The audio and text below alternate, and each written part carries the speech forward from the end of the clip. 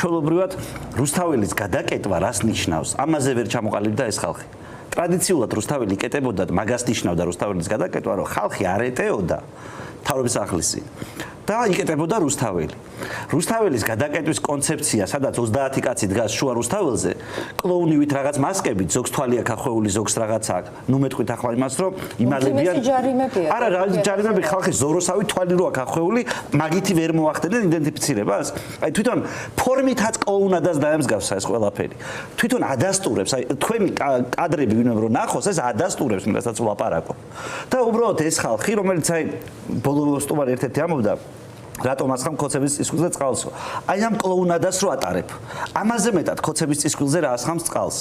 და ჯანელას უპასუხებ ამ შეკითხვას 2030 წელსო რა გვეშველება როგორ ხედავდა. ისევ ბიბლიიდან მოვიყვან ციტატას. აი ღმერთის იმედად უნდა ვიყოთ, იმიტომ რომ 2030 წელს 40 წელი მთავრდება. 40 წელი ბიბლიური თარიღია მოგეხსენებათ. მოსემ ამდენი ხანი ამოგზაურა ხალხი ეგვიპტიდან ახმულ მიწამდე. იმიტომ კი არა რომ 40 წლის სასიარულო იყო იქ. იმიტომ რომ ეს ხალხი გზაში უნდა გამოსწორებულიყო და თავისუფლება რა არის, უნდა ცოდნოდა.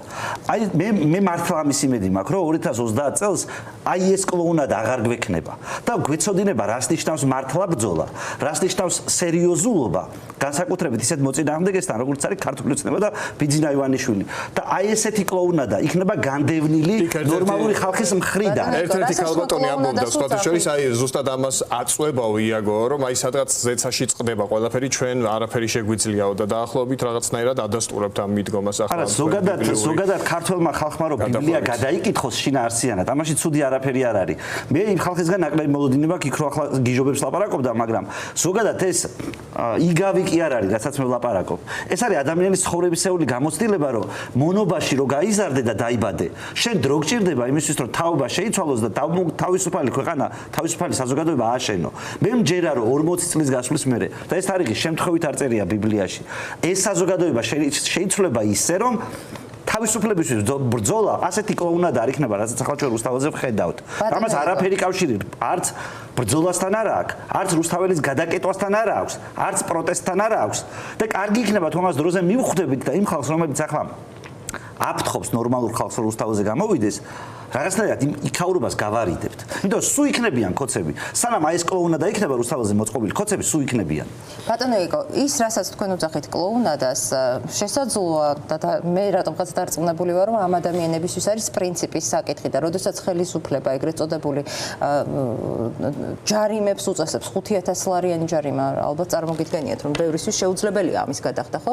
ეძებენ გზებს, როგორ დარჩეს რუსთაველსაც, რუსთაველიც გადაიკეტოს და ამით რეზონანსი ხმა მიაწვინოს ქვეყნის ფარგლებს გარეთ. მე გაგახსენებთ, რომ მეგობარი აქტი ახლახან მიიღეს, ხომ თქვენ ამბობდით, რომ ახალი წლის შემდეგ რეალობა არ შეცვლილაო. იცვლება ეს რეალობა, მათ შორის საერთაშორისო საზოგადოება სწორედ ამ ხალხს პასუხობს, ხო? და დავანებოთ მოდით აი ამ საკითხს ავიდა ყოველას შეურაცხყოფას.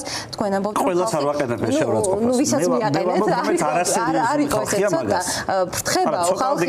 აი ქვეყანაში სამწუხაროდ. მაგიტომ ფრთხება ეს ხალხიო, ვინც თქვა რუსთაველს ამყოფი საზოგადოების გამო შიშობს ან თავს იკავებს აქციაზე გამოსვლისგან. არის ეს ფესხო ფაქტია. არა კაცო, მე ვერ ვესაუბრები, მე ვერ ვესაუბრები, იმიტომ რომ გონიათ რომ ქართულ ოცნებას შეიძლება დაუპირისპირდეს, მაგრამ არა ინფორმით რა ფორმასაც ეხლა ვადევნებთ თვალს, თქვენ შექმენით ეს ალტერნატიული. არა, მასე ხო არ ხდება. წარმოვიდგინეთ, ეს დაახლოებით როგორ რაღაცა იცი რომ ნახეთ როგორ წარმოვიდგინოთ ერთი წამით წარმოვიდგინოთ ფეოდალური საქართველო. და სიტყვაზე 10 ფეოდალიდან 9 გიჟია და იძახის რომ ჩვენ რაღაცა მტერს უნდა ვეომოთ აკრობატული ილეთებით. პირობითად, რაღაცა გიჟობა უნდა გავაკეთოთ, რაც აი მაგალითად ჯარიმის გადახდისნაირი გიჟობა, როგორც იყო. რომ ქოცები გავამდიდროთ ამ აქციაზე, სინამდვილეში დავაჯარიმებიოთ თავი, მე გადავიხადოთ 36 მილიონი. აი ეს არა ჯარიმებინებს თავს, ესეც არა, რას მელაპარაკები, იმის იდენტიფიცირებას რა უნდა? მართლა მე მაგალითად არ მეკეთა პირბადე და მე ვასრულებდი ჟურნალისტურ ხალხის იდენტიფიცირებას რა უნდა ელისო რა უნდა ხალხის ასე იდენტიფიცირებას არა ეს კლოუნადაა სინამდვილეში ამას არანაირი სერიოზულობა არ გააჩნია ხო მე რა მაგალითის მოყვანა მინდა იცით რომ ერთი ვიღაც რო იყოს ცალკე ერთი ფეოდალი რომელიც იძახის რომ ხალხო არ შეიძლება ასე მოდი სხვანაირად მოვიქცეთ და ამას ეს ცხრა რო ეუბნებოდეს რომ მიდი შენ ცალკე ეომე თუ მაგარი ხარო ეს ხო არ იქნება სწორი საერთო საქმისთვის